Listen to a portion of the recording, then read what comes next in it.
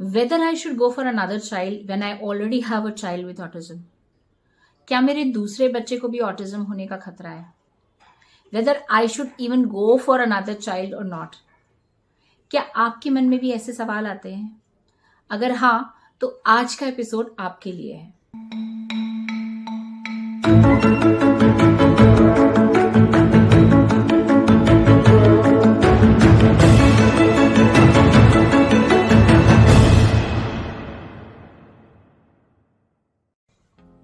Hi, welcome back to Sayam.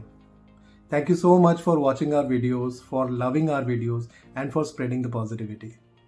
आज के video में हम एक बहुत इंपॉर्टेंट टॉपिक पे बात करने वाले हैं and that is whether you should go for the second child even if you know that your first child is on autism spectrum. Many parents ask this question to us and इस topic पे आज हम detail में बात करने वाले हैं। After Sayam was diagnosed with autism, our whole world was shifted around him. हमारा दिन संयम से ही शुरू होता था और संयम पर ही खत्म होता था। संयम उसका कब थेरेपी के लिए लेके जाना है, कब उसके साथ एक्टिविटीज घर पे करनी है, कब उसको पार्क लेके जाना है, कब उसको मॉल लेकर जाना है, कब उसके साथ उसको कब सुलाना है, सारी एक्टिविटीज किस टाइम पर करनी है। Our whole day was scheduled like that. कभी भूषण ऑफिस से ऑफ लेकर संयम को थेरेपीज के लिए लेकर जाते थे, कभी मैं ऑफिस से ऑफ लेती थी उसके साथ टाइम स्पेंड करने के लिए या थेरेपीज पे ले जाने के लिए। So our whole point of discussion used to be around Sanyam. अब उसके लिए नेक्स्ट माइलस्टोन क्या होगा? उसकी स्पीच पर काम करना है या उसकी टॉयलेट ट्रेनिंग पर काम करना है? कब तक हमने अपने लिए टारगेट सेट किया हुआ था, चार्ट बनाया हुआ था कि next 3 months will completely focus on this particular milestone. तो हमारा जो पूरी लाइफ थी, हमारा पूरा स्केड्यूल संयम के अराउंड ही फोकस था और किसी और चीज के बारे में सोचने के लिए हमारे पास टाइम ही नहीं था। एज संयम वाज ग्रोइंग, उसकी नीड थी और बच्चों के साथ एक्टिविटीज करे, उनके साथ खेले और उसको और बच्चों के साथ मर्ज करने के लिए कभी कभी हम लोग इनिशिएट करते थे प्ले और बच्चों के साथ और उसमें संयम को इंक्लूड करते थे। तो इस तरह हम कोशिश करते थे कि और बच्चों का उसको सपोर्ट मिले और बच्चों के साथ वो खेलना शुरू करे। ऑल्दो प्ले इनिशिएट नहीं कर पा रहा है तो इंस्ट्रक्शन समझ के जिस तरह से बाकी टिपिकल बच्चे खेलते हैं उस तरह से वो खेले। मगर इस प्रोसेस में भी हमें चैलेंज आता था क्योंकि सारे पेरेंट्स, हमने देखा रिएक्शन काफी पेरेंट्स का, तो every parent was not very comfortable sending their child to play with Sanyam, क्योंकि संयम का हेयर पुलिंग का कभी इशू होता था, कभी हीटिंग का होता था, या कभी वो उस तरह से प्ले नहीं करता था जिस तरह से बाकी बच्चे प्ले करते हैं। तो kids, some kids have less patience, तो वो उसे उस गेम में इंक्लूड नहीं करते थे या उसे एक्सेप्ट नहीं कर पाते थे।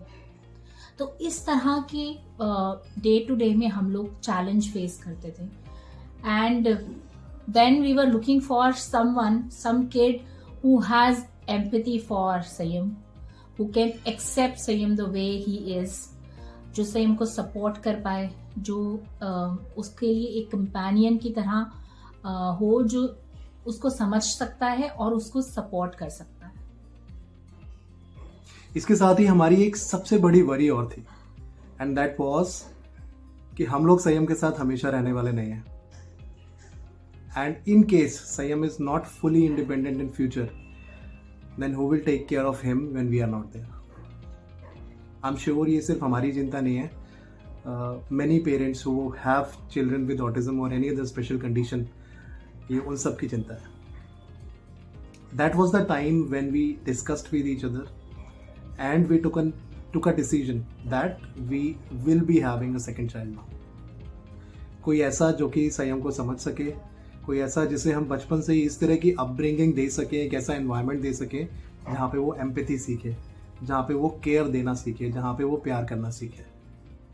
And with all this in mind we went for the second baby. But while we were planning the second baby, there were a lot of doubts, there were a lot of fears in our mind, and the biggest fear that we had was कि कहीं हमारे second baby को भी, दूसरे बच्चे को भी autism ना हो। मुझे याद है मैं इंटरनेट पे घंटों तक रिसर्च करता था and I used to visit many websites, saw many testimonials of parents. बहुत सारे रिव्यूज़ ब्लॉग्स देखे थे जहाँ पे मुझे पता लगा कि एक पेरेंट जिन्होंने कि दूसरा बच्चा प्लान किया और उनके दूसरे बच्चे को भी ऑटिज्म था. इनफैक्ट 3 बच्चे, कुछ पेरेंट्स हैं ऐसे जिन्होंने 3 बच्चे प्लान किए और तीनों को ऑटिज्म था. That was a very very scary thought for us, क्योंकि जो स्ट्रगल हम संयम के साथ अभी उस समय कर रहे थे संयम को इंडिपेंडेंट बनाने के लिए, वो स्ट्रगल दोबारा से करने का एक जो थॉट होता है वही हमें अंदर से हिला देता. That was not at all an easy decision for us, but that was the need of the hour. And Sanyam के लिए जो एक कंपेनियन की नीड थी, एक ऐसे सपोर्ट सिस्टम की नीड थी, वो उस डर से कहीं ज़्यादा थी. एक कंफर्ट भी था हमारे पास, एक कॉन्फिडेंस भी था कि हम संयम के साथ काफ़ी चीज़ें अब तक सीख चुके थे. कैसे उसकी स्पीच पे काम करना है, कैसे हाइपर एक्टिविटी पे काम करना है, बहुत सारी एक अच्छी जर्नी हमने संयम के साथ तय की थी. So we had this confidence कि कहीं ना कहीं अगर 1% ऐसा चांस भी हुआ that the second child is autistic, then also we have this upper edge and we will be able to take care of him. So this decision not only involved risk, it also involved a great deal of responsibility on our part. So we thought of planning our second baby 11 years ago, and then fortunately Ansh came in our lives 10 years ago. He's 10 plus now, and he's a very loving companion to his elder brother Sayum. दोनों साथ में खेलते हैं, मस्ती करते हैं, बहुत सारा लड़ाई भी करते हैं, but we are very happy with that, क्योंकि fortunately by God's grace both are gelling very well and they are learning from each other and they get good companionship when we are not there. तो वो एक दूसरे का ध्यान भी रखते हैं, मस्ती भी करते हैं, झगड़ा भी करते हैं, but they are constantly learning from each other. So that was the scenario 11 years ago. But आज के scenario में what factors you can keep in mind before planning your second baby? तो आज हम ऐसे कुछ factors के बारे में डिस्कस करेंगे जो आप कंसिडर कर सकते हैं if you are planning to have another baby. And जो भी हम डिस्कस करेंगे यहाँ पर वो कम्प्लीटली हमारी ओपिनियन है, हमारी पर्सनल ओपिनियन है. आपके लिए क्या बेस्ट सूटेबल है वो हमेशा आपका ही डिसीजन रहेगा. And you as partners should mutually decide and talk about it. A very important thing for us before we planned another baby was कि संयम अपनी डेली लिविंग की एक्टिविटीज़ में कुछ हद तक इंडिपेंडेंट हो जाए, और इसमें बहुत इम्पॉर्टेंट था उसका टॉयलेट ट्रेन होना, सो दैट मेरे लिए एक्सर्शन ड्यूरिंग नेक्स्ट प्रेगनेंसी थोड़ा कम हो जाए and we can take care of both the babies. So out of the various factors that you can consider before going for another child, सबसे पहला और सबसे इम्पॉर्टेंट फैक्टर जो हमें लगता है वो है टेकिंग मेडिकल एडवाइस. ऑटिज्म के बहुत से कारण हो सकते हैं, कुछ स्पेसिफिक रीजन, कोई स्पेसिफिक कारण अभी तक पता नहीं चला है. But due to some researchers say that genetic causes can also cause autism or any other special condition. तो to rule out this thing, आप एक as a couple एक अपना क्रोमोसोमल टेस्टिंग करवा सकते हैं. This is you can do before conceiving also. इससे आपके क्रोमोसोमल टेस्टिंग से आपको अगर कोई जेनेटिक कंडीशन ऑलरेडी प्रेजेंट है पेरेंट्स में, मदर या फादर की साइड से, which can lead to any kind of special condition और there is some chromosomal abnormality, तो डॉक्टर्स आपको बता सकते हैं और अकॉर्डिंगली आप अपना कॉल ले सकते हैं. This is one precaution that you can take. And some test are available जो आफ्टर प्रेगनेंसी अराउंड 3-4 मंथ्स के आसपास होते हैं. One is anomaly scan also, जिसमें अगर किसी तरह की फिजिकल एबनॉर्मेलिटी है, डाउन सिंड्रोम है, या अगर ब्रेन डेवलपमेंट, किडनीज या हार्ट डेवलपमेंट प्रॉपर नहीं हो रहा है, then also you can be informed about this. and to, this will support you in making a choice and taking a decision about your baby as well. So our advice is go to a good gynae before, if you are planning your baby, and जो भी medical procedures अभी available हैं, made B chromosomal testing या conception के बाद में जो भी टेस्ट अवेलेबल हैं, go for that. Although all these tests are not 100%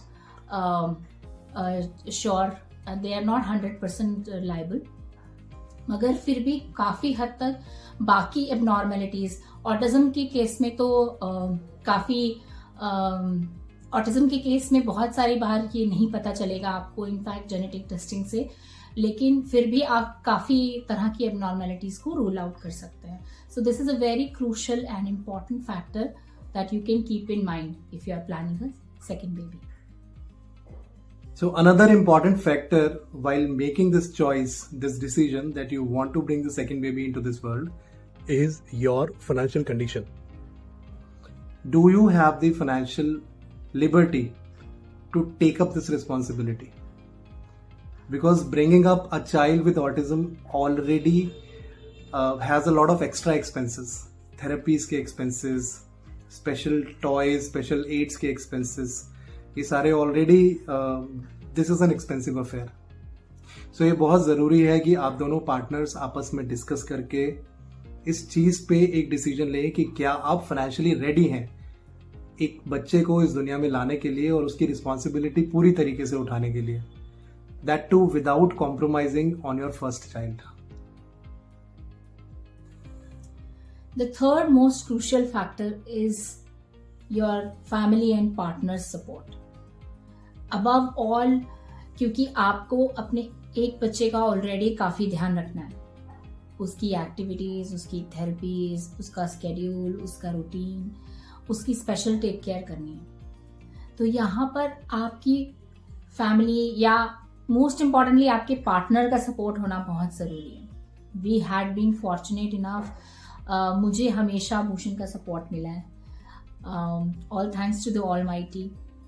So it was never like कि संयम की टेक केयर, संयम की परवरिश मुझे अकेले कोई करनी थी, ऐसा नहीं था. Bhushan was already always there standing with me, और हम दोनों मिलकर संयम को बड़ा कर रहे थे.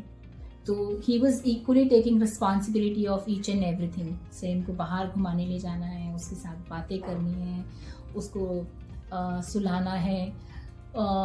सो this is another very very important factor, because अगर आप एज अ मदर सब कुछ करती जा रही हैं एंड उस टाइम पर आप प्लान करती हैं दूसरे बेबी का, तो ये आपके लिए एक बहुत टायरिंग अफेयर भी हो सकता है.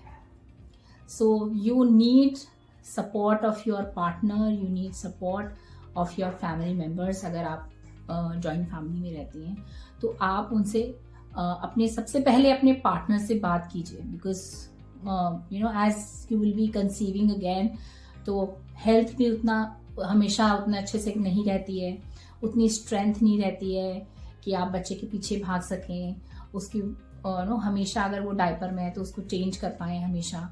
तो you require that kind of physical and emotional support as well. So बहुत इम्पॉर्टेंट है कि आप आपस में बात करें, सपोर्ट सीख करें, और अपने अगर न्यूक्लियर फैमिली में हैं तो अपने पार्टनर का सपोर्ट, अगर आप जॉइंट फैमिली में हैं तो सारे फैमिली मेम्बर्स से बात करें, उनका सपोर्ट सीख करें, और इस डिसीजन को, इस चॉइस को एक फैमिली अफेयर की तरह लें जिसमें सभी लोग आपको सपोर्ट करें. So despite of all the precautions that you take, all the tests that you do, everything that you do, as per the researches, there are still 20 to 25% chances that your second baby might be on ASD. So we were also mentally prepared for this condition. संयम के साथ हमें अच्छा खासा experience हो चुका था, तो वी वर श्योर दैट अगर हमारे सेकेंड बेबी में भी ऐसा कुछ होगा, then we'll be able to catch that and we'll be able to deal with that also. So आपको निराश नहीं होना है, हिम्मत नहीं हारनी है. बिकॉज कोई स्पेसिफिक फैक्टर नहीं है जो ऑटिज्म को कॉज करता है, बट कुछ चीज़ें ऑटिज्म को ट्रिगर भी कर सकती हैं। जैसे बाद में एनवायरमेंटल फैक्टर्स, सईम के केस में भी till he was 1 year of age he was doing great, उसके सारे माइलस्टोन्स बहुत अच्छे जा रहे थे, but when he fell ill around 1 year of age, उसके बाद ब्रोंकाइटिस अटैक की वजह से ब्रेन में ऑक्सीजन लेवल कम हो गया एंड उसके बाद हमने उसका रिग्रेशन नोटिस किया। सो कुछ चीज़ें ऐसा नहीं है कि आपको पता चल जाएंगी एकदम से, ऑटिज्म के सिम्टम्स धीरे धीरे ही नजर आते हैं, but autism is not a disease. अगर आप थोड़ा सा भी नोटिस करते हैं माइलस्टोन्स डिलेड हैं या ऐसा आई कांटेक्ट नहीं है, तो what works is early intervention. Diagnosis बाद में भी आपको काफी डायग्नोसिस कभी कभी कुछ केसेस में थोड़ा लेट भी होता है, लेकिन अगर आप छोटा सा भी सिम्टम नोटिस करते हैं, start early intervention with your child. आपका बच्चे के साथ आप जितना जल्दी काम करना शुरू करेंगे उतने ही अच्छे, उतने ही जल्दी रिजल्ट्स मिलेंगे आपको। तो आपने घबराना नहीं है, सिचुएशन से हार नहीं माननी है और अपने बच्चे को सपोर्ट करना है। Whether to go for another child or not has to be your own call. ये आपका अपना डिसीजन होना चाहिए। आप किसी और से इन्फ्लुएंस होकर ये डिसीजन मत लीजिए। हर इंडिविजुअल अलग होता है, सबके सर्कमस्टांसेस, सबकी सिचुएशन, सबकी फैमिली कंडीशंस अलग होती हैं, सबका माइंडसेट अलग होता है। तो हमने आपके साथ जो शेयर किया वो हमारा एक्सपीरियंस है। आप अपने बच्चे के लिए क्या बेस्ट समझते हैं, ये आपका कॉल होना चाहिए। So make sure that you and your partner, both of you, are mentally well prepared to take care of this new responsibility. And not only you, it will also depend upon how you prepare your elder child. कि आप अपने बच्चे को जो autism condition पे है already, उसको कैसे प्रिपेयर करते हैं न्यू बेबी को वेलकम करने के लिए। So in the next video we will be talking about कि हमने संयम को कैसे मेंटली प्रिपेयर किया कि कोई नया मेहमान घर में आने वाला है जो कि उसके साथ रहेगा हमेशा। So till that time, take care of yourself and your child. खुश रहिए, अपने बच्चे के साथ काम करते रहिए, क्योंकि जो आप अपने बच्चे के लिए कर सकते हो वो और कोई नहीं कर सकता। Take care of yourself, God bless you.